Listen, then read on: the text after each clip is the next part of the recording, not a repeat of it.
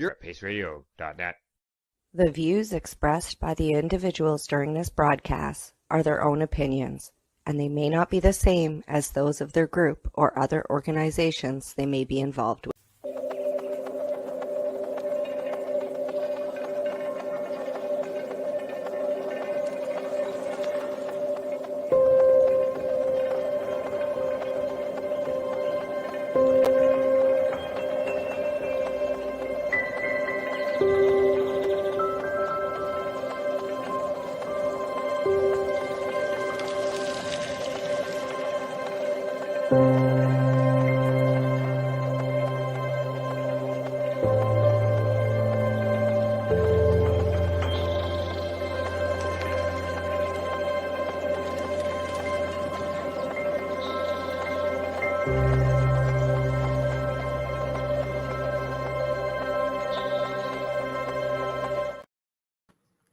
Hello, you beautiful souls, and welcome back to the Integration Station. I'm Naturally Ashley, your host, here with a wonderful guest, Lou. And I'm just going to bring Louis on stage right now. He can share some of his story, but the real inspiration for having him on is that he's been creating the psychedelic listings directory, which I think is so needed today. And I really wanted to pick his brain about what the inspiration was, what he's doing now, what his passions are, and all that kind of good stuff. So without further ado, let's introduce him to you. Hey, Lou. Hello. How are you doing, Ashley? Oh, doing well. Thank you. Happy to have you here. And, you know, I've been in contact with you. I got listed on your psychedelic listings. Also, you know, I've been in contact with some other members of your team too, and everybody seems to be really passionate about this project. So can you tell us a little bit more about that? Yeah, sure. You know, we'll start out with kind of the early beginnings, as you kind of mentioned, so Yes. I can get into the psychedelic experience that I have, the personal journey that I've been on. You know, it started because when I was a child, I was raised in an atheistic home with two parents that were very well educated, both teachers. My father was a math professor. My mother was a librarian and English teacher. But there was an emptiness in the home. My father had a dark secret he was keeping.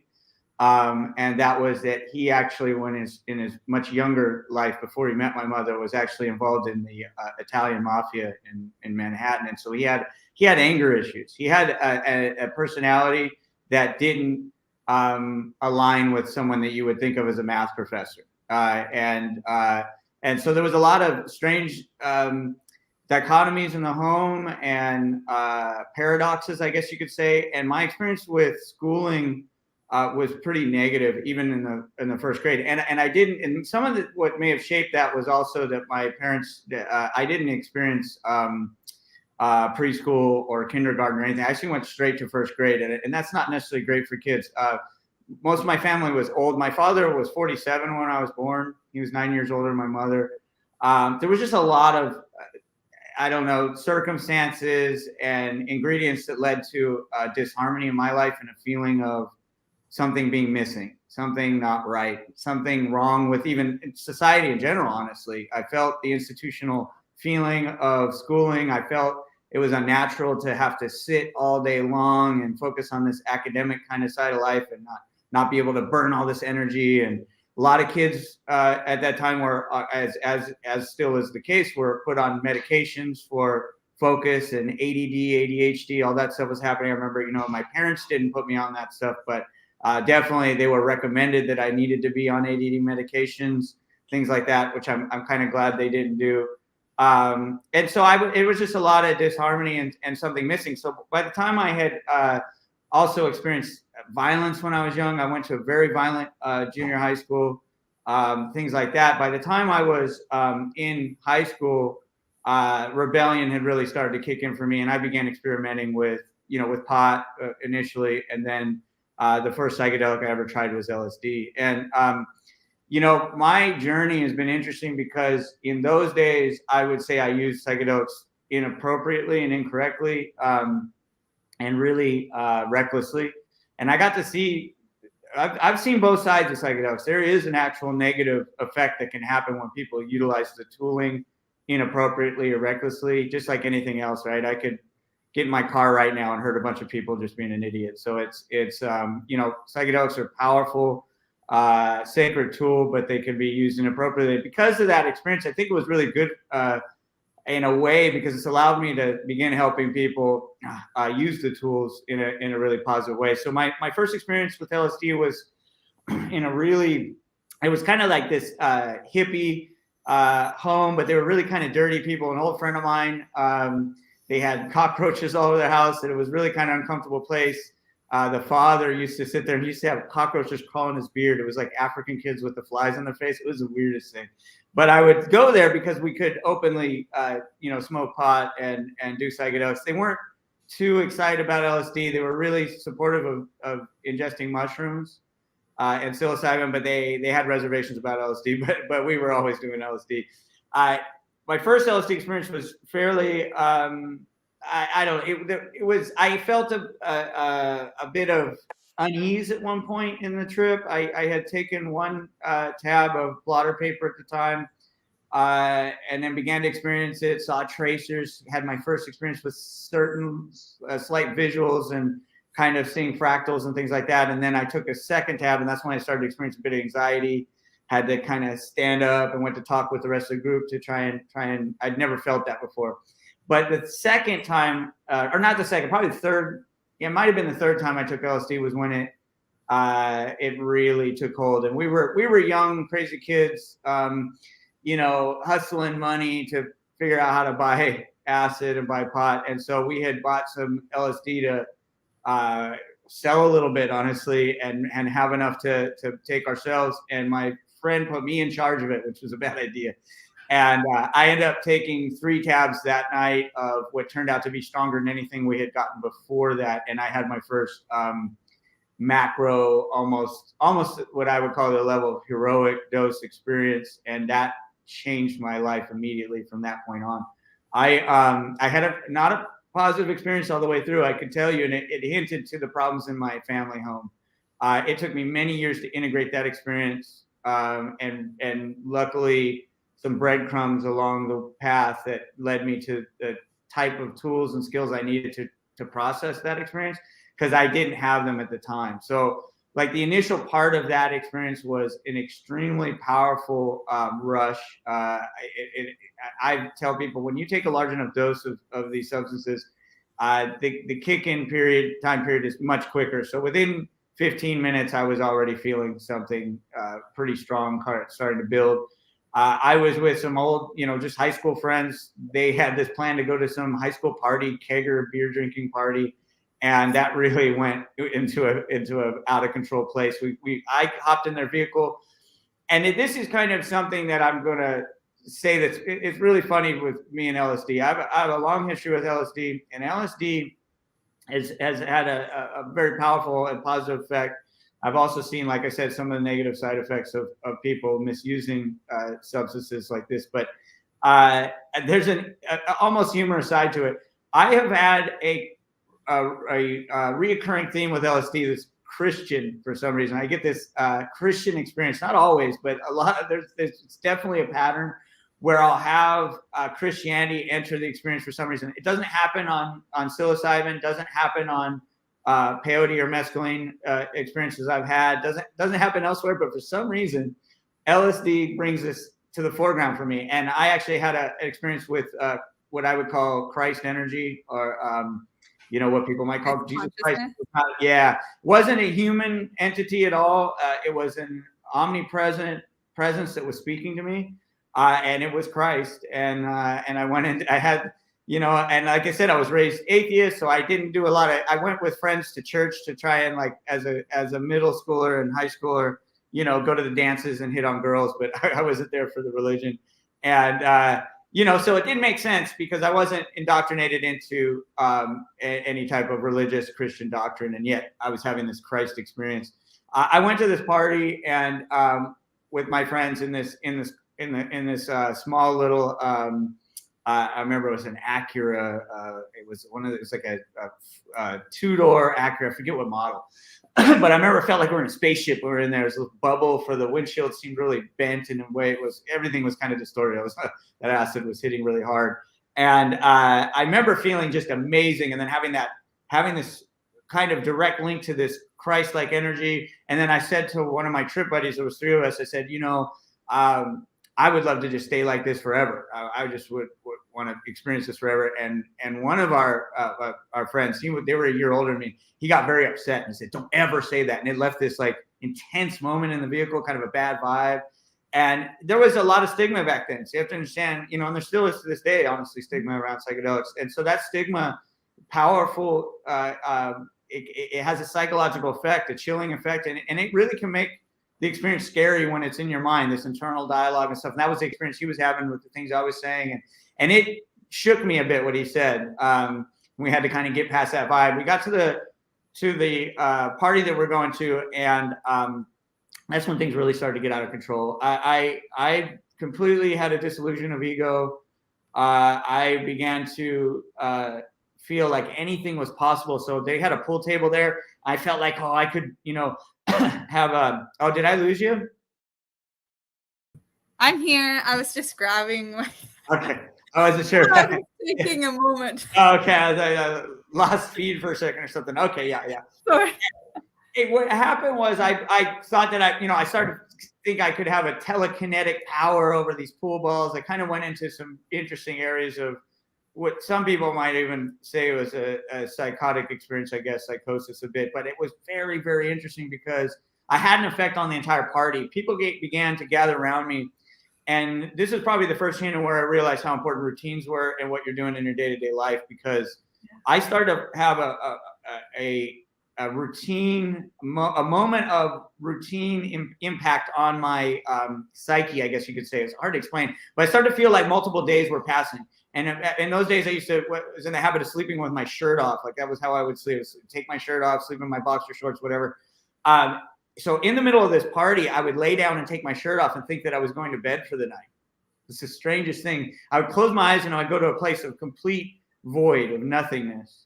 And then I would come back from that, put my shirt back on, and then think that I was going about another day. So I was experiencing multiple days within minutes of time. People were watching me. Then I'm telling the whole group, hey, we can do anything. We can move these pool balls with our minds as long as we all believe in it enough, as long as we're all on the same perceptual wavelength that it's possible, And then that started. And that is proven through meditation. Like when they do the collective meditations and global meditation, things like there is changing things that change. And even in church, when people come together and they're praying for a specific focus, it changes things, Yes. Core psychedelics have this power. Come on. It's like, so that was my first time feeling about it. Yeah, that was my first time experiencing that. And it sparked a lot of debate within the party. And then, some people were kind of in my corner and they're like, yeah, what he's saying makes sense. And other people were like, no, he's insane. It's crazy.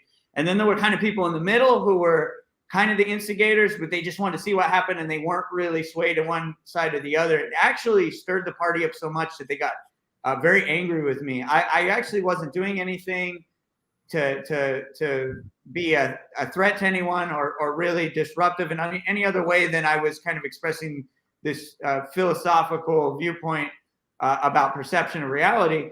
But it really had a roiling effect on the whole party. And they actually wanted me to leave. And I remember I was it was a very violent period in high school. There was a lot of fights. There was a lot of shootings and stabbings. There was a lot of gangs. So it was all kinds of really bad energy around. So it was a time of a lot of upheaval. Did you grow up in Cali, or where did you grow up? So that was in San Bernardino, and it was a very rough place. And it's not gotten any better now.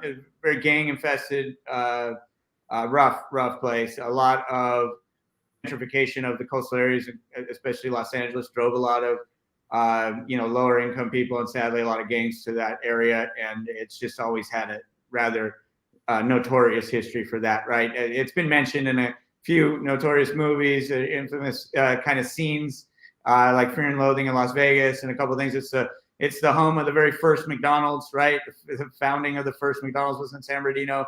the first chapter of the Hells Angels.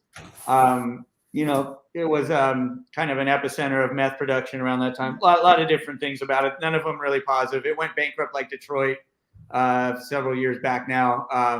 So yeah, it's just a rough place. And so there was a upheaval in the party. I got pushed out. There was a country club back then. It's not a country club anymore. Sadly, it's actually downgraded, but it's still a golf course there.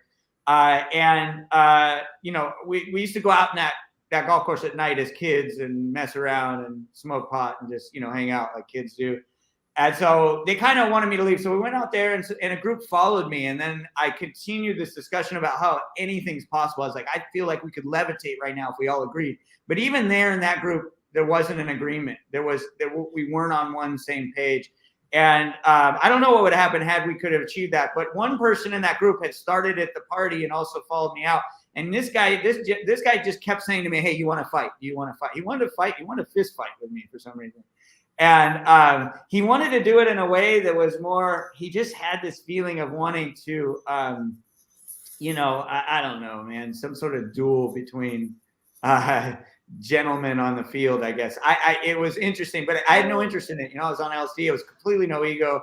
And I was like, no, man, I don't want to fight you. And eventually, though, even that group got so upset about the disharmony of the debate that was happening that they finally told me to go home. And that was when I experienced really the worst part of the trip. I went home.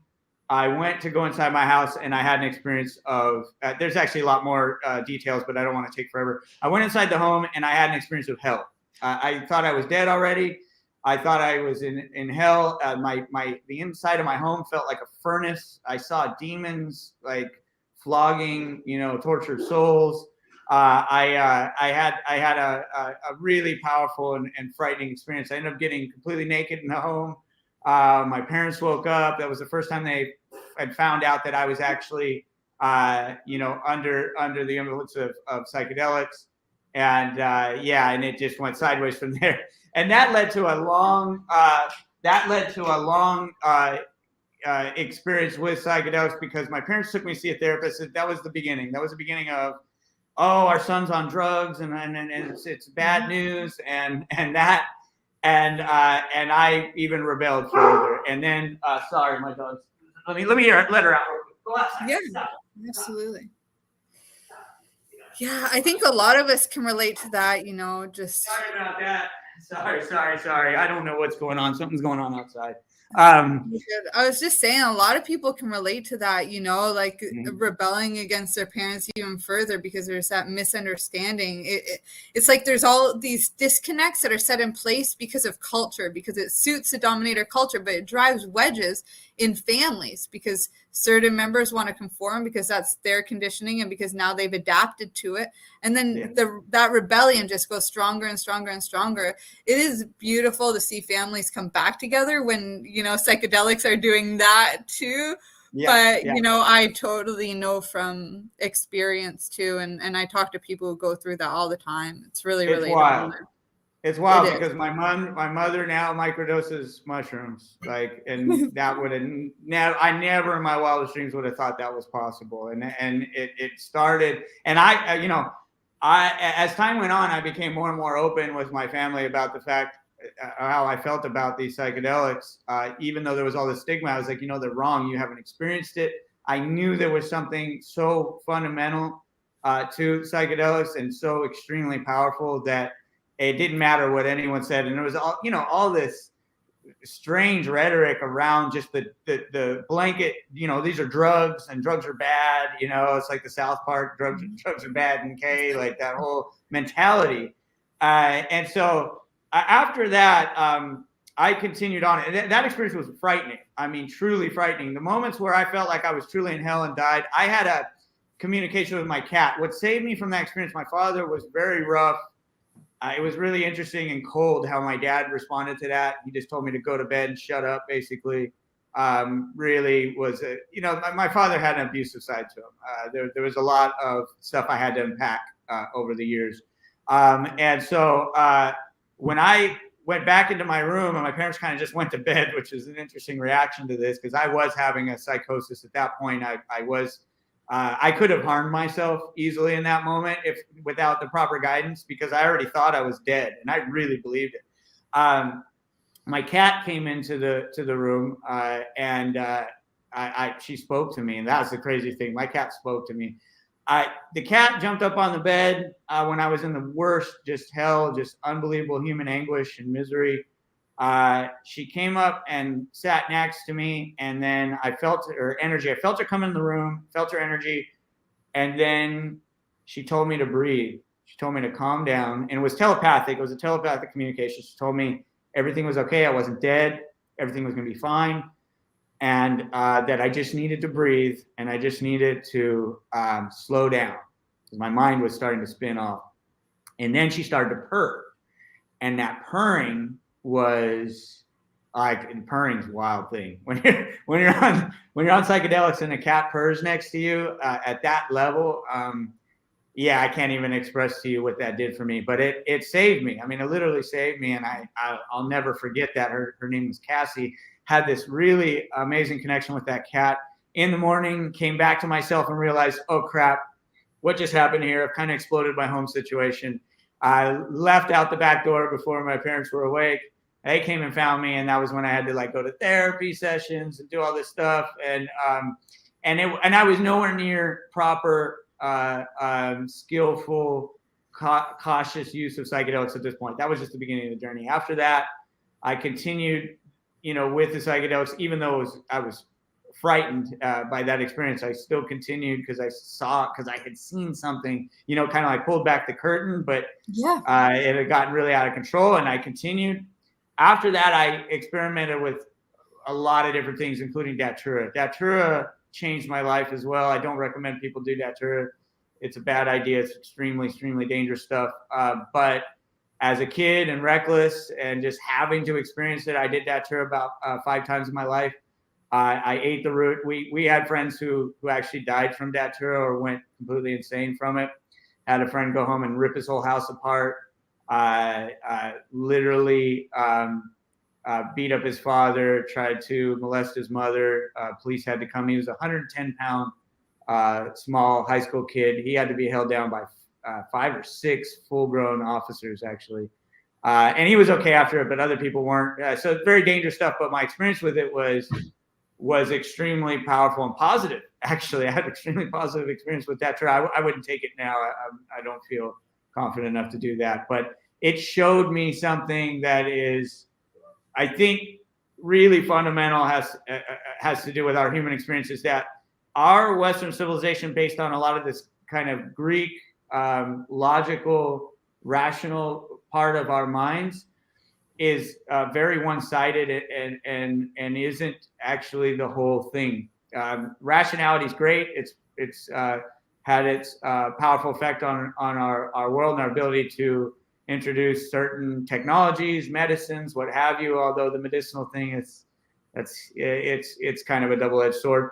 But there's this another side to life that is not about logic. I see knowledge as being split into 3 categories.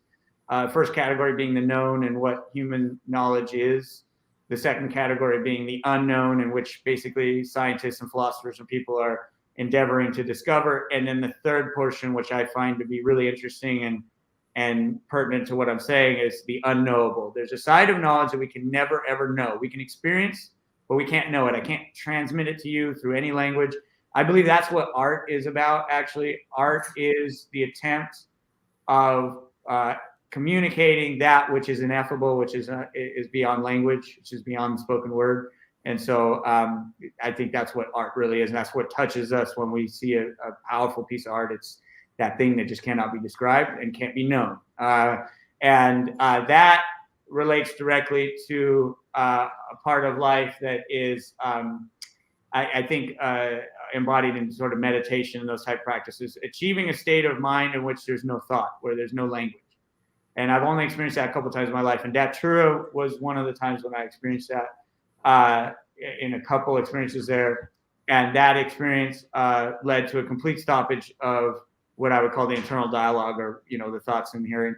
And I don't know how many people have truly experienced that, because the reason I say that is I know that people, endeavor with meditation and practice and things like that, and achieve a quietness of the mind. So the mind definitely quiets down. But what I experienced with Datura was that there's actually multiple layers to that, even to the point of subconscious thought and habituated actions and things that are all part of these kind of, because thought is always kind of cyclical. Even if it's, even if you're heading in a linear trajectory, it has to come back to concepts from the past. And so the mind is always kind of has these spinning gears, if you will. And that's what I saw in Datura, was almost like the Mayan calendar, but in gears, internal gears with symbolism on them, almost runes, if you will. And there were spinning gears that were spinning in different directions, and it all represented thought. And when that all came to a stop was when the magic would happen. That's when I would have visuals that I can't even describe, and when I would have dreamscapes that I can't even really communicate. There was a lot that happens. They categorized Datura as a delirium, because you go into dream states and you talk to people aren't there. You have experiences that are just, it's way different than psilocybin or LSD or mescaline. I actually have not done ayahuasca. I've only done smokable forms of DMT. But yeah, nothing. What about LSA, like Hawaiian baby wood rose or morning glory? Is it more like that? Yeah, it's probably more like that. I haven't experienced those either. I've also heard that Amanita muscaria has a somewhat similar effect for as dream. Well. Yeah, Amanita for dream state in tea, or smoking it too, and blue lotus. Yeah, or blue water lily. I tried the blue lotus recently for the first time, actually, and I just got some extract in the mail. In fact, I'm cautious of things these days. We haven't even gotten to further what happened in my life, which led to me actually helping people. Because to fast forward, there's all these. I could go on trip story after trip story after trip story. I have some that are series. Which is insane, where the trips were related to each other. So I would have a psychedelic experience, 2 weeks later, a month later, I would have another psychedelic experience, and they were all related. And they would all build off of the prior one. So, in those like days, the compound effect. Yeah, it was like a journey. It was literally a kind of a saga of and leading in a direction that I didn't understand at the time. And there was a whole meaning to it, and that meaning wouldn't be revealed until sometimes a year or two later. So it was extremely powerful experience. And like I said, we've only got so much time, so that's why I'm flying by. Yeah, because I did thousands of hits of LSD in my life, thousands. And then at the culmination, when things started to turn negative, because my father was dying at the time, and I didn't understand the psychological impact of that. He had a very, very really hard, ugly death from colon cancer. He fought for 3 years. I began using psychedelics in a really reckless way, and marijuana as well. I was using marijuana to escape. I was really overusing that plant, and didn't understand myself. I didn't have any, like I said, all those early experiences were just that. They were experiences that were experimentation. They were from being young and adventurous and fearless and having a fearlessness. But once death entered the picture, it really changed the game big time. And so as my father became very ill, I became really reckless. And in 1999, I in one sitting, in about 20 minutes time, I ingested approximately 60 doses of LSD, 60. So 60 in one sitting, and had an extremely powerful experience there. That's the only time I've ever had a blackout experience. So I lost all time. I lost everything. I don't remember probably a good 5 hours of that experience, and that's never happened to me before. It's like a blackout drunk. Like there's nothing there. I don't know how dangerous that was, because you can't. I don't think it was enough to get into the physiological dangers of LSD. I forget what the microgram dosage levels are for actual physiological danger to happen, and an inhibition of the respiratory system or something like that. But it was intense. And then 6 months later, in exactly on the Millennium New Year's, I actually ended up ingesting 30 hits of LSD and about 28 grams of mushrooms, about an ounce of mushrooms in one sitting. End up getting arrested. This was the foundation for me. So I'm not going to get into that trip either. All these stories are very long, so I could go into detail and tell you the whole, psychedelic experience. And they're wonderful stories, but it's just too much for right now. We can do it later if you wanted to. I can tell stories all day long. Yeah, absolutely. So what we'll do actually, I found here that it's about 200 micrograms, and that'll give you an increased risk of profound psychological effects. Yeah, that's a normal dose though. That's a macro dose of I don't even know if I'd call that macro dose. 200 mics is about what used to be in the 1990s a standard dose of LSD. I don't know what's standard now. It might be 100 now. Yeah, that's but 200 even... mics. Yeah. So I would have been up at around on that experience. I would have been around 12,000 micrograms is what I would have been at. What about? Yeah, I'm going to keep trying to look up where the physical effects are. I just read that out loud. It's in the thousands. It's got to be above 10,000. Might be even 20,000. It's very high point for actual, the risk of death or serious problems. Yeah, nobody's even saying it. I can't even find it. Yeah, the only time I've ever been. Yeah, it's very, very hard. I've heard that it is possible. There's been some documentaries I've watched, and again, you have to be careful of propaganda because there was a chemist who accidentally ingested way too much, and then there was a DEA agent apparently who walked into a Hell's Angels, lab situation and somehow was dosed with an enormous amount, and they needed some respiratory aid. But you're talking about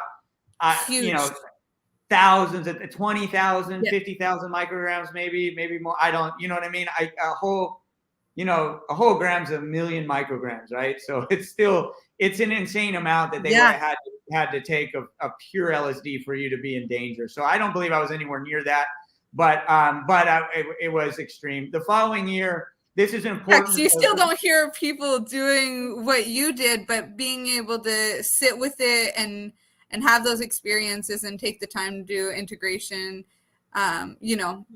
which does take time, So yeah, and that's what happened. So at that point, I still was in what I call a period of my life of really I was lost, and I had this experience with the spiritual side of psychedelics, but I also then was using them as a drug. I don't see psychedelics as a drug, by the way. I don't see drugs as drugs the way other people do at all anymore. And the reason I say that is because what I'm about to say about the Millennium experience. So I mixed mushrooms and LSD at beyond heroic dose levels. And at that point, the mushroom actually took over, interestingly enough. The LSD was only background. The mushrooms took over, and I met the mushroom god. And I refer to psilocybin as the many-mouthed god because of the way it spoke to me. It literally popped out of my body. I saw every mushroom in anatomical accuracy, meaning exactly the way the mushroom looked when I ate it. And they began laughing and kind of frolicking and dancing above my head.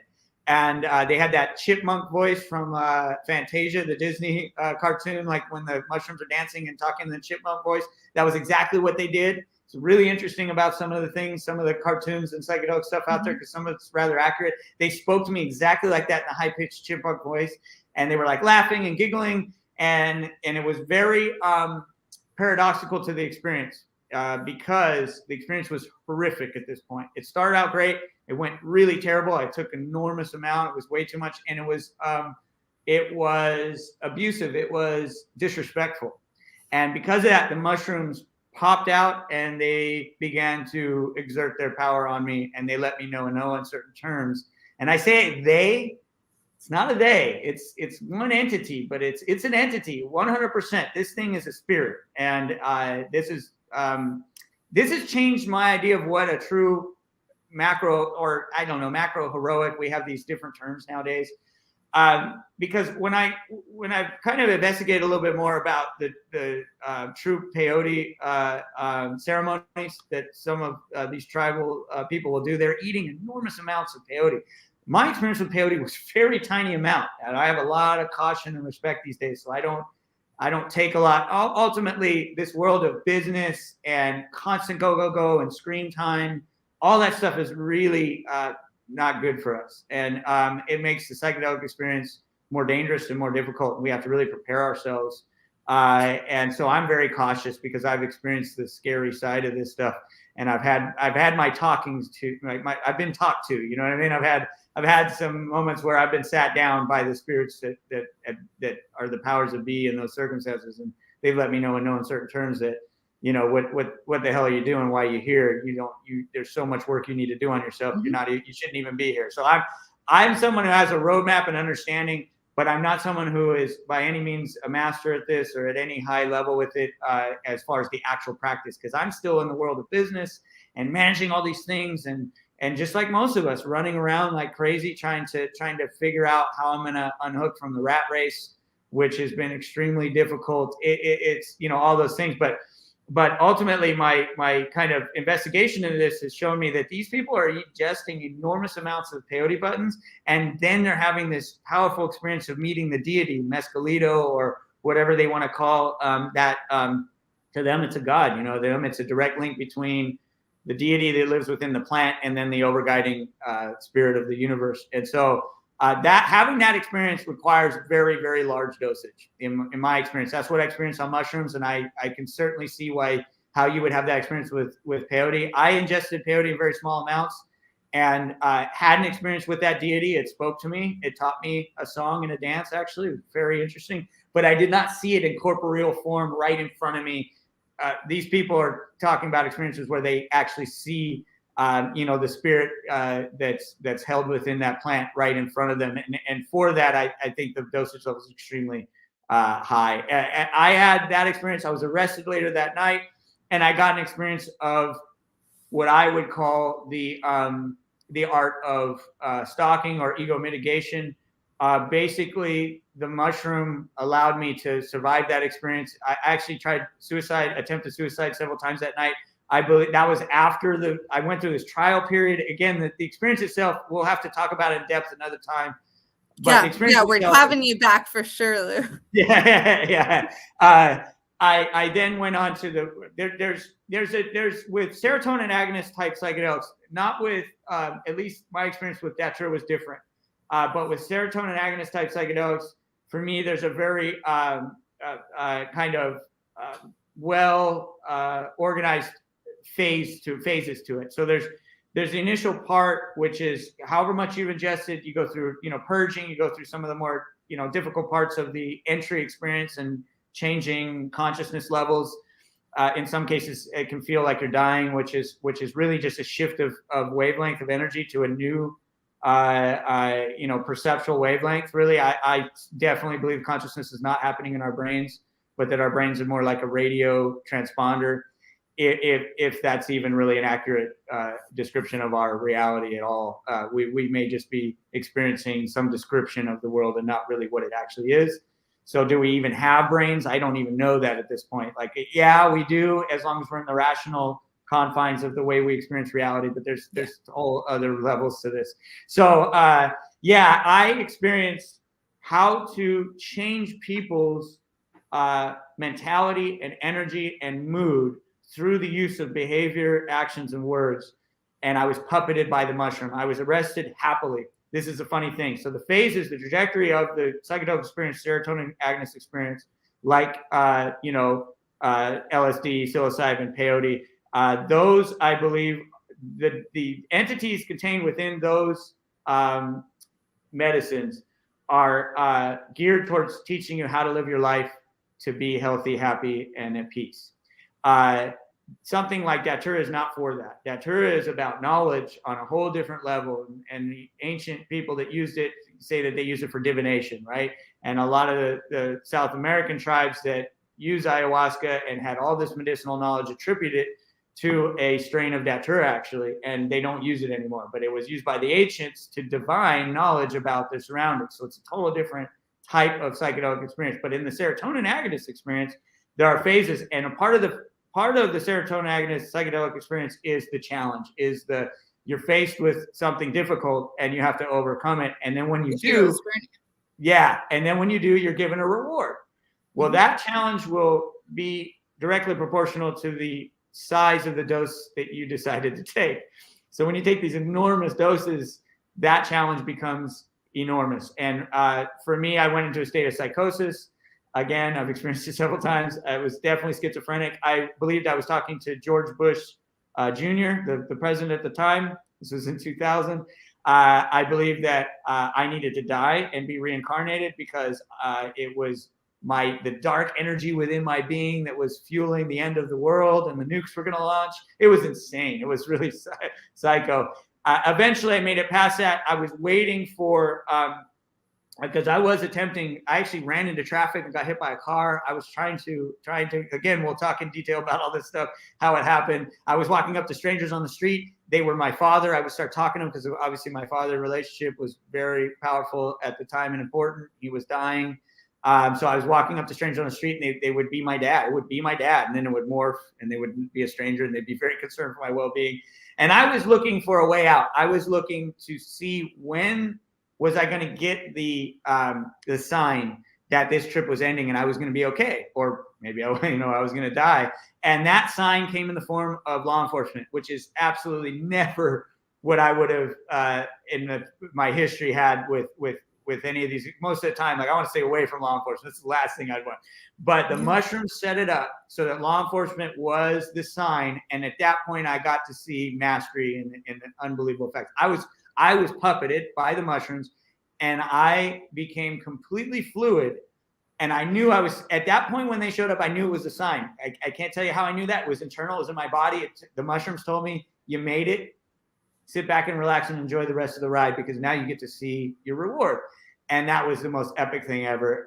Again, too much detail here because this part of the story gets really funny and humorous and interesting.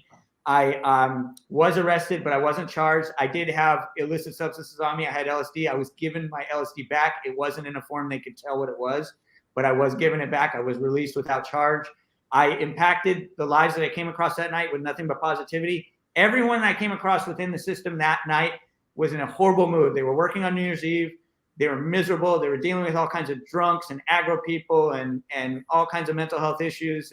And they were, seeing fights and violence and everything. They were miserable. And I came in contact with them and changed their night. And I could see the effect I had on them. And when I say I don't want to take credit for it. It was not me. It was the mushroom. The mushroom was puppeting me. And it was after I woke up in my cell later, I had to speak to a social worker and had to jump through some hoops to get out of that. But I woke up in a cell that morning and the mushrooms were gone. I was back to my own self. But during this period when I wasn't, I was completely egoless. I was completely in a state of flow. It was just mind-boggling what I experienced. But that was still only the experience of almost like a tour guide through the park, so to speak. Like someone like taking a tour of the psychedelic experience. It still was not the journey yet of skill development. That didn't happen until my father died. I went through mental health crisis. I became suicidal. I had panic attacks. Marijuana became a really frightening thing for me, actually. Marijuana is one of the scariest things. I went to the hospital several times thinking I was having heart attacks. And that began the journey where I discovered Qigong. So I started doing Chinese energetic medicine and breathing. Great. That saved my life. I was very close to ending my life because I was having 15, 20 panic attacks a day to the point of vomiting and almost, losing consciousness sometimes right on. I never fully blacked out, but I'm very close. It was extremely frightening time. Once I realized it wasn't physiological and I wasn't dying, it almost was worse because I was like, I'm losing my mind. And that was insane. The stigma around psychedelics made me worry that maybe it was the psychedelics that were the problem and that I did all these psychedelics and I fried my brain. I actually went to Western medicine doctors who said that. I had at an outpatient clinic I was sent to, they said I was brain damaged. People told me I was brain damaged. They tried to get me on Paxil, Seroquel, all this stuff, and they told me I was a drug addict. See, because I was so scared what was happening, I was very forthright about my drug experiences. And because of that, the Western world and their mentality around this, they almost killed me. They were the ones that almost killed me. It took one man, though, and he was actually one of the good Western doctors, a psychiatrist my mother came to after a very close suicide episode, that he said, hey, look, nothing's wrong with you. Your dad just died. It was like Really, it's I that had a simple. similar experience when my dad passed away. That was the time when I did go on the pharmaceuticals, and then it was me being on the couch, not moving, not doing anything, and probably my experience with psychedelics to that date, but something just came across me and was like, you're just sad because your dad died, so like get up. And I did. I got up and I went and I got a job and I got my life back together. It wasn't easy, but it just took like a mindset shift, and I'm glad I got off of those pharmaceuticals too, because that's what got me on the couch. It's like, maybe I just forgot to take one that morning and that's what I needed. But the withdrawals and stuff off that stuff is, that's worse than a come down off of some of the street drugs that are the pharmaceutical stuff, man, that's a whole nother topic. We'll get into that on another time. But I've seen really, I have several friends died from the pharmaceutical interventions that psychiatric medicine used with them. So I've seen the dark side, and I believe all tools, though, those could be tools as well. I can understand if someone's so suicidal, they're in such bad shape. Hey, we need to put a pause on this. We need to intervene in some powerful way so they don't just end up dead. And there may be, like, I don't want to be black and white on anything, but I've seen a lot of negative from that. And I've also, as later in life, kind of fast forwarding now, because I actually went through death of my father, and later on, one of the great loves of my life died in 2014, and that's what set me on the path I'm on now. So when she died, it was more painful than when my dad died, actually, but not different mental health issues. When she died, the pain, it felt like someone ripped my heart out. But that forced me to make choices. I had to decide what I believed about the world, and it's funny what happens with faith. Faith does get tested. So I didn't choose Christianity. I didn't choose some organized religion. I didn't choose that. My experiences that I've had it wouldn't make sense for me to choose that now, because I've kind of pulled back the curtain so far that it's that there's not some written doctrine I'm going to follow, right? But I did have to make choices about what I believed, and this was fundamentally key to my journey to why I've developed the website and everything that I'm doing now, is that when she died, I had two competing thoughts in my mind. The two competing thoughts were, I'll never see her again. And the other thought was, I will see her again. And they happened at different times. So when I would think I'll never see her again, it would be in a very, very dark time. Right? I mean, very dark moments, very, very hard moments of sadness. And then when I would think I'll see her again, would be when I was surfing in the ocean. When I wrote her eulogy, I didn't write it. It was in my mind. I downloaded it from the ocean. The ocean's my church now. So I pray when I go to the ocean. I say a prayer. I do my thing. That's how I feel with the rocks and the forest. Yeah. Like, this is church. This is it. And I've tried to find a shamanic practice. I don't have a mentor in that side of things, or really, I have a shaman that I see who really helps me with things, but I don't have someone who has the truest depth of knowledge, and someone to kind of. So I picked up some Candomblé de Congo. I picked up a few things. I pray to the spirit of the ocean, and it works for me. But I just work with whatever tools I have. Unfortunately, in this fractured world we live in, we don't have sometimes the right access. And I haven't been able to really travel to Peru or travel to these areas and train with these people. I'd love to, but I've just had to kind of make it on my own. It's beautiful. The energy's so crazy. I haven't been across seas, but South America, the North America. I want to go. I'm so ready for that. I'm right now. There's so much to my life in this journey, and why there's so much I'm not even saying here that are the reasons why things are the way they are. But my plan is to get some time traveling and getting to experience a bit more. I got it. This website's been it's an enormous pressure on me. Honestly, it was very, very difficult.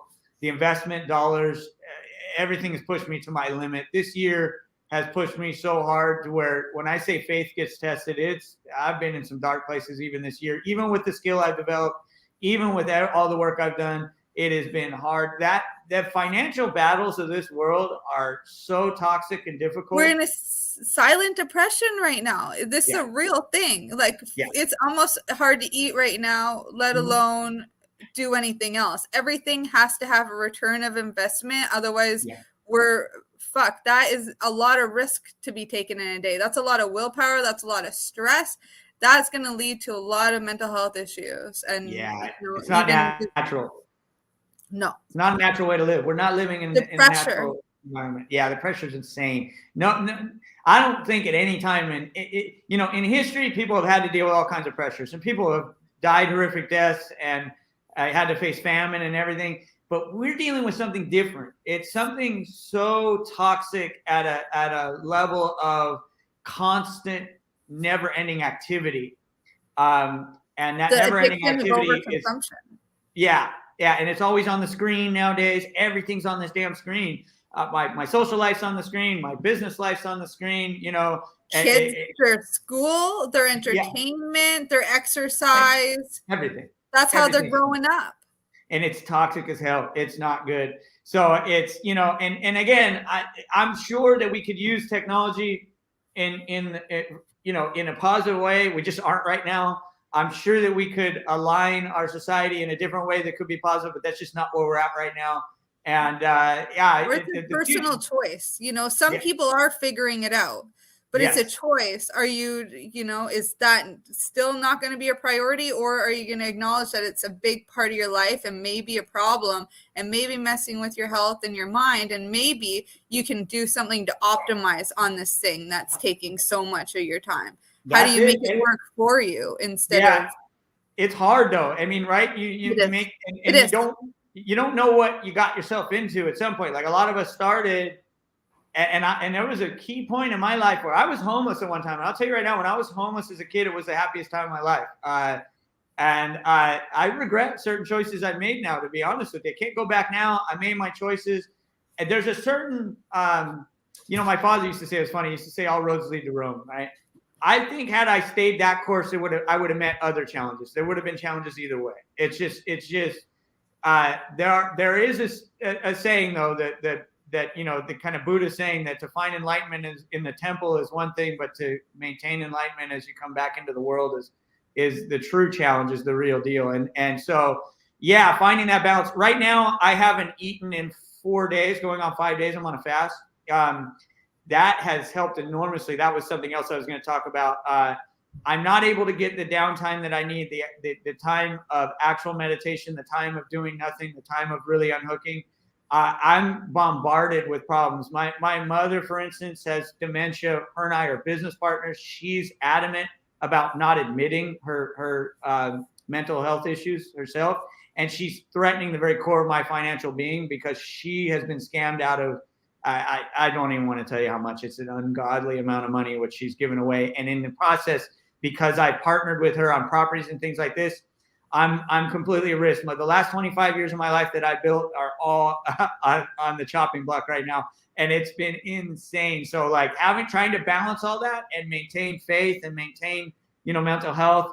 And you have to carve out that time, right? Yeah. And it's well, it's a hard thing. And it's just, this is how many millions of people are facing this though. Millions and millions of people. That's why the psychedelics are so important. That's why this movement's so important. We all have to strive and make those personal choices, as you're saying. But it's not always clear. Like today I woke up and the fast is kicking in on another level, and it became more clear for me. There was moments in the past 2 weeks even where deep darkness has taken over, and it all has to do with financial struggle. I've really come to terms with so many things in life, but the financial struggle in this modern world is so difficult that and I got some clarity today. I woke up and I was like, okay, the fast finally calmed down enough of that mind. Very much fasting is similar to datura in some levels. If you fast deep enough, it'll take you to this similar level. You quiet the mind enough and you get some clarity. I'm like, okay, I can see the balance where it needs to be, even though I'm under a high pressure situation. It's not going to last forever, right? I'm going to build this thing to the point where I can finally get a breath, but I have no support. I've got no one else building with me. I got no other investors. I got, I did it. And when I went to the design team with this idea, they said, you're crazy. You're going to go to prison. You're nuts. No, that's still, even though we're in 2023 and this stuff has come this far, There's still, on Instagram, I got shadow banned on Instagram. They're labeling my website as dangerous and fake. The mainstream, and it's kind of, there's, I don't want to put my tinfoil hat on too much here, but I believe there are large scale corporate interests that would like to keep some of this stuff down as much as possible. They want to invent their own drugs, remove some of the more challenging aspects. This is the funny thing, right? The paradox. These pharmaceutical companies want to remove the challenging, what we talked about, the phases of the serotonin psychedelic experience of going through the hero's journey. They want to remove that, give you just the benefit. They think that's possible. It's not possible. It is that journey that provides that benefit for you. You have to go through the struggle. There's no way around it. They want to remove the struggle and the risk, any risk involved, and then give you a drug that you will take daily, and then all your cares and worries go away, right? That's basically what they're trying to do. And that's what they're trying to do. That's because they want to make, like, our bodies can't adapt to the misery right now because things are so out of alignment and we're so disconnected from nature. Yeah. And so what they want to do is try to fix that problem that they've created, because they don't want us out and about. They want us in our own little prison camps that we create for ourselves, these little fun pods that come with Wi-Fi. We're in the Matrix. It's the Matrix. So the Matrix. So we're in the Matrix. You're here, and they're like, okay, well, the medication is all to make it feel good, something that doesn't, and we don't. But guess what, guys? This is a freaking blessing. You see it, you feel it, you're like, now it's time to take responsibility, and that's the path to freedom. Yes. That right there, taking that responsibility, making these different kinds of choices. And it's not freaking easy, and there's always challenges, so pick your challenges. And I'm going to send you off some resources, Lou, for financials. And I'm going to also share some like money magic stuff in the description of this show. Right. So everybody who's listening can get access to some of the stuff that I've personally been working with in my life to get that part taken care of. Because how beautiful of a world would it be if it was heart-centered people making heart-centered decisions that were being the spenders, because right now it's like all about consuming, and it's us, that are often struggling with money, those who are like trying to share the natural alternatives to what their challenges are, and taking this kind of responsibility, doing that like heyoka job, which is bringing light to the darkness that's in this world. And it's a kind of dark humor, because that's the words that the dominating culture chose to use, just like conspiracy was a word that they chose to label something. And, these were all different kind of choices. That doesn't mean we have to abide by that. There's always going to be the duality to everything. And we are that, the world's upside down right now. And it's our time to be, talking and sharing, the other part of the medicine. So having those kinds of choices instead of an illusion of choice, being able to take, that responsibility makes a difference. I think we're like so going to be over on time, and we didn't. I think so. That was a lot. We don't have to get to everything. We can go another little bit if you want to just share a bit about Psychedelist. And we'll get there. So Psychedelist is not just about psychedelics, and that's what I want to really be clear on. And we've had some pushback from some people that were trying to get to join the site. And the reason I say that is that what I discovered in this journey that we've kind of done a helicopter flyover is that there are fundamental skills involved in the psychedelic experience, kind of being able to utilize the psychedelic tools, I should say, that is more appropriate actually, in being able to use the psychedelic tools appropriately and for benefit and in a cautious, respectful way. There are what I've kind of distilled down to 7 root fundamentals. And the 7 root fundamentals are starting with number 1 is exposing and processing past traumas. That's number 1, and it's something that 99% of the population on this planet needs to do. I think most of us all have some sort of trauma we experience. And number 2, and all of these skills, these fundamental skills on their own are a universe. They're a lifetime of work. They're a lifetime of development and time spent. The 10,000 hour rule, things like that. focused, serious effort in these areas is what's needed. And the reason I say that too is that understand that we have this stigma around mental health, not just psychedelics, but mental health, right? Mental health we're diminishing that stigma now, but there was a time when if you said, you had some sort of mental health issue or crisis, you were seen as, either a weakling or a crazy person, or there was all kinds of stigma around that. The reason that mental health is so difficult is because it's not innate. So there's this idea, right, that it's innate, that you're either born with mental health or you're not, and you're just kind of screwed if you don't. You got to take medications or something, go to some doctor. No, we're living in a toxic society with tons of toxic impingement and pressures upon us. And so what I see mental health as, I'm also a martial arts practitioner. I see mental health and that mental health struggle in this world as actually similar in a way. You need to put on your armor and take your weapons out and go to battle within this toxic world, because that's really what it is. Not that it needs to be a war type thing, or that you're really, coming at it from a conflict perspective. But the point is that it's so toxic out there, you really need to be prepared. And to prepare, you need these tools. The second fundamental is what I call not doing. Some people call it meditation. I've used the term meditation several times today, but that's because most people relate to that term. The reason I don't always use that term is because sometimes people see meditation as another thing to do. And it's not about doing. That's the problem, right? Indigenous peoples that lived in places where they were hunting and gathering, especially when you look at places around the equator, like, South America, Central America, these people spend maximum 4 hours a day doing something. And you can see this, like my dog is here right now, and you can see this with animals. Animals spend a majority of their time the opposite, not doing, right? And we're completely backwards. So spending time not doing is an extremely important part of life, and it's directly linked to past traumas, because you'll notice when people have past trauma, they have a very difficult time not doing. And not doing does not mean sitting in front of the screen and watching your favorite Netflix or something like that. That's still doing. No, you have to sit and do nothing.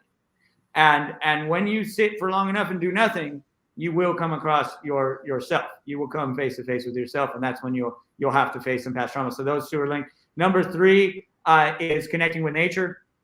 Also linked with not doing. Also linked with the cycles of natural cycles of doing and not doing, and directly linked with the first one with past trauma. So connecting with nature. All kinds of ways you can do that.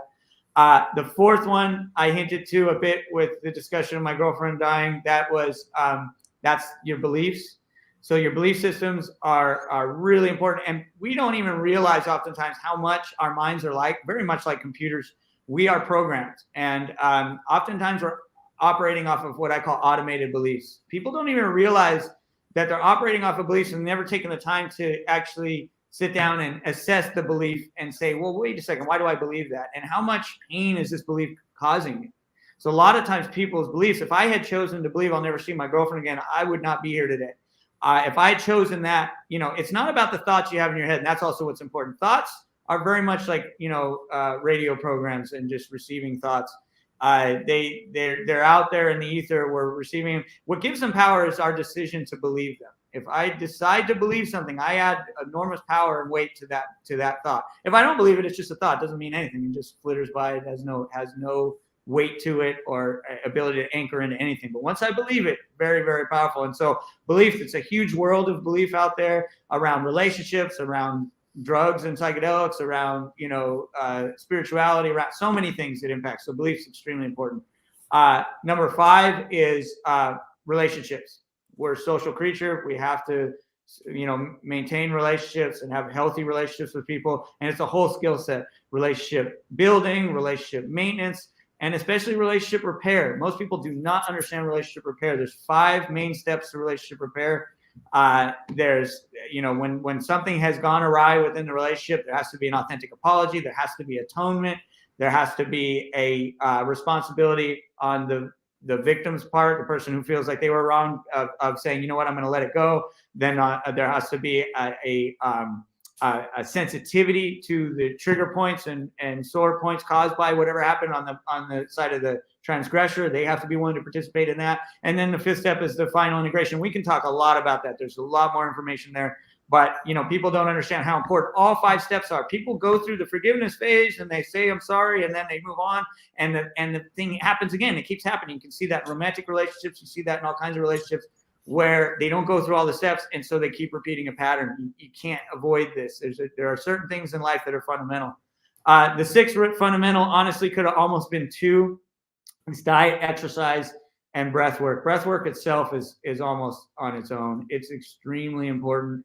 It's amazing how important breath work was. I was, what's interesting, I was just watching some kind of informational video by a coroner and doctor that studies the human body, basically. And they were saying they think that endogenous DMT is actually created in the lungs, which would make sense why some people and their breathing practices are so, they've reached such a high level of their practice that they're able to say, hey, I have DMT experiences. They have that experience just from breath work. So breath work, Kundalini yoga, Wim Hof, like Wim Hof taps into that. But in Kundalini yoga, this is a really ancient practice to tap into that endogenous DMT, and also in your dream time. And that's one of the reasons why they would have been working with certain herbs to enhance that. Yeah. And I'm saying all this, I'm gonna like close it out with why I'm saying a lot of this, because there's a real reason.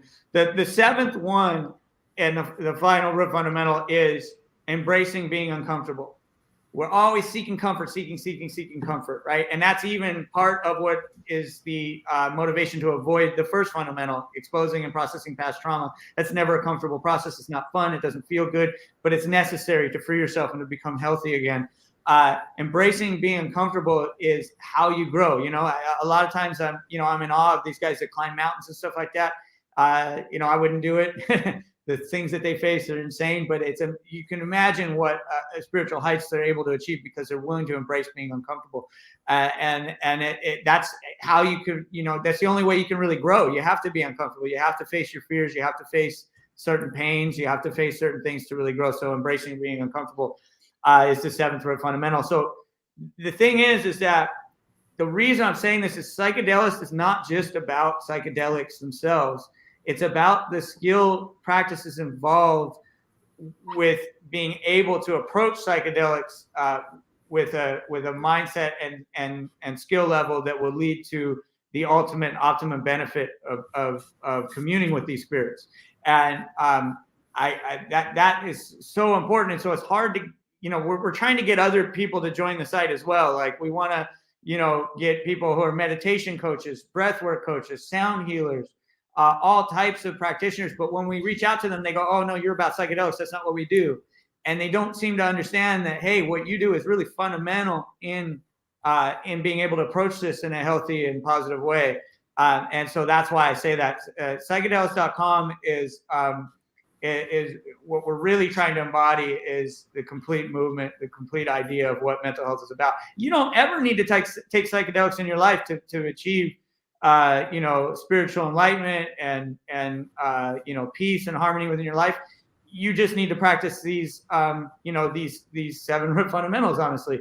But in some cases, psychedelics are amazing. I want to be able to commune with those spirits because I see what they're able to provide. They're enormously powerful. But it's not 100% necessary what I'm saying. In some cases, if someone's really suffering, really dealing with deep ailments, psychedelics can really be helpful there as well. But ultimately, what I'm saying is the seven root fundamentals are the underlying platform and foundation for for this ability to have a truly positive, powerful experience and journey with psychedelics. So I really want to try and change people's minds a bit around drugs, but around the whole idea of mental health in general, and for people to understand, I know the name of the website is psychedelist.com, very much related to psychedelics. Of course, that's the new emerging mental health movement that we're engaging in, and I think it's super positive and powerful. But I understand that's not all we're about. That isn't what I think. I think psychedelics are a vehicle. They're vehicles for growth, vehicles for experience, vehicles for delving into the human experience to beyond a level that we can ever truly fully understand. But these skills are really the foundation, and I want people to be willing to kind of interact with us on that level and realize, oh yeah, I just meditate and I teach meditation and coach meditation. Yeah, we'd love to have you. We'd love to have you on the site and be part of the community. I think it'd be a far more well-rounded community with all of these practitioners involved in understanding that it's all related, it's all connected. So that's basically what I say about psychedelist.com. We're going to have attorneys on there soon. We're building that out. That's been the last hard financial push for me, is the infrastructure to set up that landing page, that listing page. And then we're doing the monetization. I do, unfortunately, got to collect some money for this. Otherwise, I'm not going to be able to continue what I'm doing. So I hope people check it out. We got the Learning Center. That's another thing. I want people and the practitioners on here to understand another way to get exposure for your business, if you do decide to list with us, is to write articles and provide video content that can be uploaded to the Learning Center. A lot of our traffic goes to the Learning Center, even more so to the Learning Center than other parts of the site. People want to read about psychedelics, learn about them, get all types of information and news from there. And in doing that, the providers that provide content are giving themselves kind of a feedback loop for further exposure. And so I'm really trying to encourage people, hey, you got some sort of expertise in this area and some expertise at some side of mental health, write about it, do a video about it, upload it on your page on the site. And we can even further upload that into the Learning Center. Right now, that's a manual process. Later, we're going to actually have that done, integrated and built into the site. That's kind of what I want to say about the business. Hopefully people are, go on there and check it out and get interested. Right now, our SEO is terrible. I'm not getting a lot of visibility on Google at the moment in the US. I am getting visibility in other parts of the world, but we got to build our US SEO right now. And that's basically the project I'm working on. Yeah, and these kinds of things take time. I think it's still awesome that you put it together, and I hope that this helps, spread that message that, everything's available in this way. It's going to be helping, and just another way of connecting buyers with sellers. And maybe that's not the best terminology to use, but it sounds a little, it sounds a little transactional. Too. It's the world we're in, though. We gotta. That's like I said. I'm not a fan of it, but if I don't get some money back, I won't be able to continue. And we're all living in that world. Unfortunately, it's become pretty inescapable. The powers that be have done a good job at locking us into this thing. So we can find other ways. Part of it now is, bartering, or also having volunteers, people who have the time and care about this and just dipping their toes in, want to be of service. It's not easy when we're so passionate about something to delegate those things, but something I've been learning too. And then also, there's still these ways of barter and sponsorship. We went all donation based here at Elemental Growth in the recent times too, because I just kept running into like different issues. It was either that somebody had more money and wanted to pay me more, and I'd be like, no, this is what the charge is, and I didn't feel right about taking it, but then that money was taken and spent on drugs, and that person's no longer here anymore. That really hit me. And then also the vice versa way. I said no to somebody who was homeless and in a bad situation, and I could have said yes to, but at the time I was hurting for money, and I said, like, no, I can't. And I haven't talked to that person. I don't know what happened to that person. It plays on me, so I just said, enough of like making money what I'm doing anymore. I don't even want to worry about it. So I just went all donation based, and sometimes people pay me really well, and sometimes like I don't see payments, but other things come through. I'm also manifest crazy things like 50 acres of land, and I didn't plan for anything like that. And it's not like that. It's not even that it's a real thing, but it's that I don't have to worry about it. It's that conversation with the universe of faith and belief. And that's what I run on, is a lot of what you were talking about, which is just universe has my back. I'm, protected and guided, and it's going to be okay. And I know that the pressures of money can take a toll because we see it and we feel it in the collective too. But I think it's really important to come back to that. And there's layers, right? Like this website is an enormous, it's kind of its own thing. And then there's, I do trip sitting and coaching and journey sessions, what I call journey work with people. That's done a lot of times sober with people. Depends on where they're at. Sometimes I will do a full trip sitting session with them, and those are all donation. I don't accept money for that as an actual payment. They can pay me if they can. If they don't, and especially people who are really hurting. A lot of these people don't have any money. They're hurting, and it's, I make money in other ways, and I try to diversify enough where I've got some money coming from, some rental business, and I've got, a few different outlets and ways. I've got investment with a company that's doing microdosing and things like that, and that's been able to generate some small amounts of income, right? And so, but at the level of when it comes to the treatment practice that I do with people, that's kind of a sacred thing. So I don't like to involve a mandatory compensation with something like that, and of course you can always see where people are at. I've had nothing but good interactions with people coming to me when they wanted help with the 7 root fundamentals and with the mental health practice. I've never had anyone take advantage of me or just use me. I'm sure that's happened to others, but it hasn't happened to me. And so I maintain that, hey, donate what you can, give what you can. If you can't give anything, I understand, type thing. But I can do that because I do have other means in other ways. You know what I mean? Where if I was really stuck, but like you said, and then there's that faith side, and you manifest and you have, a client come along that's got a lot of money and really wants to see you do well and really believes in what you're doing, then they may give you a big donation, and that's a beautiful thing too. But yeah, it's still, no matter what, the financial pressures of the world are real, and it's worth the conversation. Yeah, absolutely. It's so crazy that we're taught, don't talk about money, don't talk about religion, don't talk about all of these things that, it give us power when we do talk about them. Yeah, it's controversial. Yeah, it may, create a little conflict, but a phrase that I like to use lately is fuck around and find out. Yeah, right. What's gonna happen right? if I just say it? Or, yeah. Yeah, absolutely. Yeah. I think we that's one of the things we have a problem with in our society, and I think it's getting worse on certain levels, is that there are taboo subjects that we're not supposed to speak about.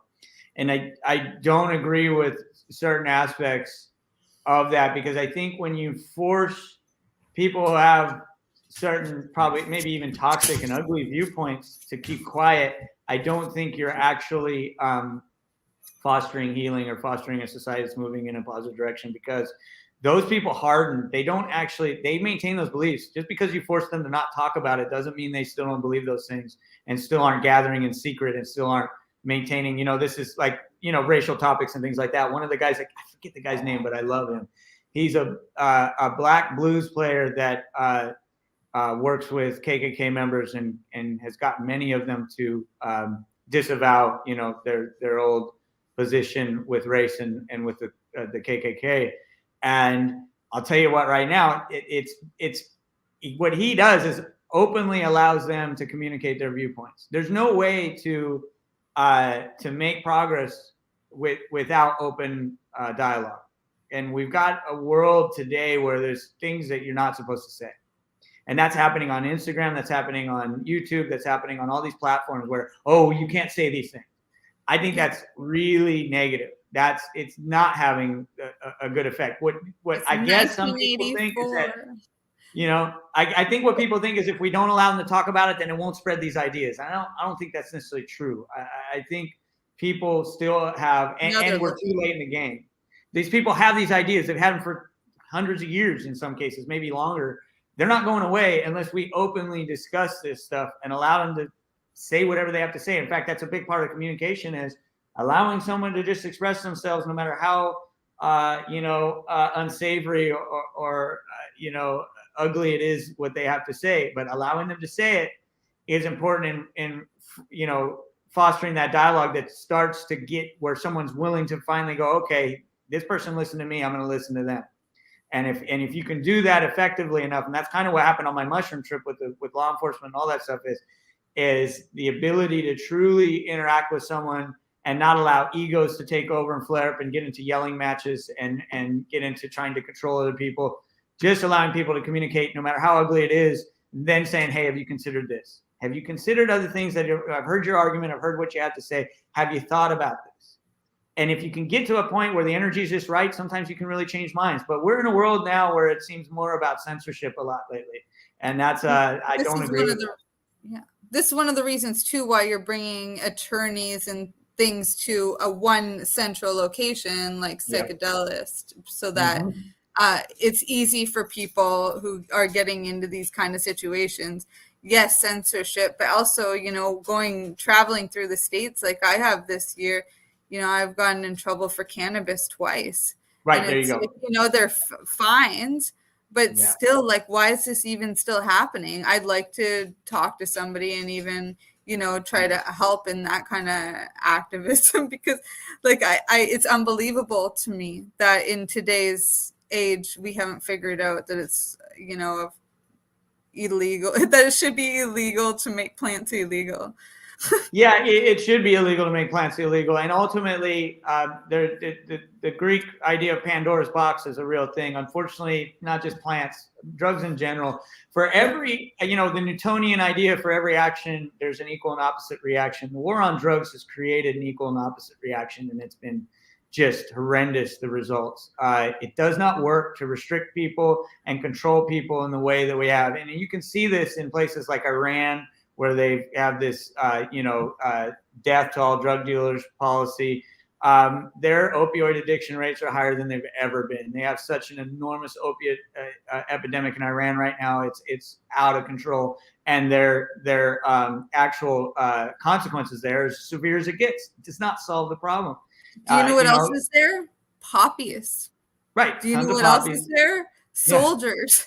Yeah. Right. It was the same in World War II, just in a different continent. The poppies and the soldiers, and also opiates. Yeah. Because who was taking the opiates in World War II? It was Hitler and them. Yeah. This time it's a little different of a war. This time it's getting everybody else messed up on it and control it. Yeah. And that's a whole, we could talk about that for days too. The war on drugs is just, and you and I were talking yesterday about this. There's just so much there. So I know you got to be probably running out of time, right? We went way over. Yeah, I really appreciate you coming on though, Lou. And can you just give yourself a shout out one last time, and we'll say our goodbyes. Yeah. So guys, I'm Lou. I'm the founder of psychedelist.com. If you're just someone who's looking for, psychedelic treatment, you're looking for mentorship in that area, you're looking for a retreat center, you're looking for a clinic, a clinician that does this, or even just an individual trip sitter, a guide, someone to help you through that journey, we're the place to go. Check out psychedelist.com for that. Also, if you're looking for safe access, psilocybin, blue lotus, flower, rape, tobacco snuffs, all of those things you can also find on the site. We'll soon be launching the attorney site if you're looking for any type of legal advice or want to understand the gray areas of this whole subject, because obviously, we've got legal considerations. There are countries out there that are fully legal at this point when it comes to psilocybin. Jamaica, Brazil, I'm pretty sure legalized, Spain and Portugal, the Netherlands, of course. There's a lot of, Austria actually is one, interestingly enough. So there's a lot of legal places out there. Maybe some advice you'd want to find out about that. We'll be providing that here soon. Please go check it out. Psychedelist.com is this huge project I've been working on. It's very hard for one person. And you also can, there's an email there if you ever want to ask questions directly. I usually am the one answering them. It's hello@psychedelist.com. Check that out. But yeah, please check out the site, guys. And hopefully you like what you see there. We've worked really hard to build that community.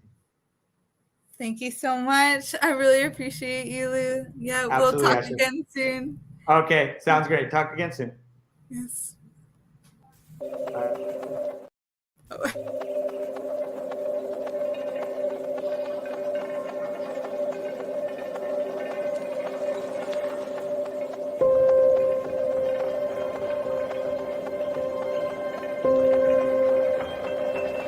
You're listening to the Pace Radio Network, here at paceradio.net.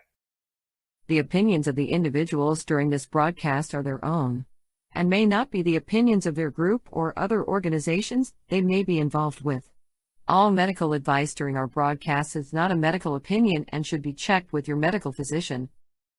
When you have a pain that's reached its peak, Legacy for 20, it's so unique. If organic cannabis is what you seek, here's your trusted partner 7 days a week. Suppository salves, vapes and drops, topicals, edibles, infused pop. Just when life seems like it ain't easy, at Legacy 420, enjoy a pop freezy. Lab tested products, make them the GOAT. Legacy 420 out on your road.